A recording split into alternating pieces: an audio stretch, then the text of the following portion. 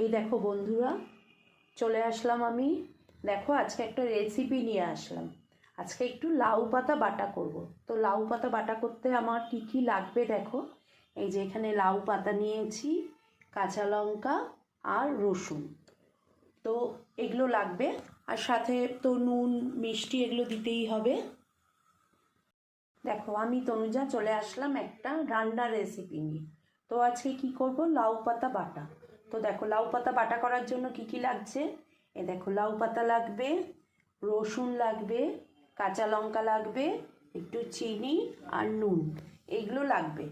আর আজকে তারপরে দেখো একটা বাটি বসিয়ে দিয়েছি, এতে একটু নুন দিয়ে দেবো। লাউ পাতাগুলো আগে আমি একটু নুন দিয়ে দিলাম। লাউ পাতাগুলো আগে একটু ভাপ দিয়ে নেব, আমি একটু গরম জলে একটু ভাপিয়ে নেব, ঠিক আছে। এই দেখো লাউ পাতাগুলো এর মধ্যে দিয়ে দিলাম, ঠিক আছে। এটা একটু গরম জলে একটু ভাপিয়ে নিলে কোনো পোকামাকড় থাকলে সেটাও বেরিয়ে যাবে। আর একটু ভাপিয়ে নিয়েই আর কি করি আমি, আগে একটু ভাপিয়ে নিই। দেখো আবার 2-4 মিনিট পর আসছি। এই দেখো বন্ধুরা, লাউ পাতাটা আমার ভাপ দিয়ে নেওয়া হয়ে গেছে। এবার আমি এটা তুলে একটু ঠান্ডা জলের মধ্যে দেব। ঠান্ডা জলের মধ্যে জলের মধ্যে দিয়ে আমি একটু বরফ কুচি দিয়ে দেবো, যাতে কালারটা, লাউ পাতার কালারটা ঠিক থাকে।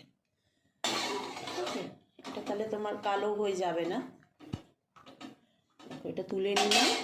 এবার এই যে বরফ, এই যে আমি বরফগুলো জলের মধ্যে দিয়ে দিলাম, তাহলে কী হবে, কালারটা ঠিক থাকবে। ঠিক আছে, চলো এটা পেস্ট করে নিই, তারপরে আবার আসছি। এই দেখো কড়াইতে তেল দিয়ে দিয়েছি, এবার তেলটা একটু গরম হোক, তারপর এই যে কালিজিরাটা দেব তেলের মধ্যে। দাঁড়াও,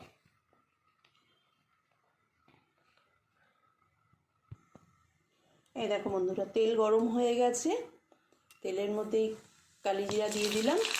কালিজিরাটা একটু ভাজা ভাজা হয়ে গেছে। এবার এই তেলের মধ্যে রসুন দিয়ে দেবো। রসুন দিয়ে দিলাম। রসুনটা একটু ভাজা ভাজা করে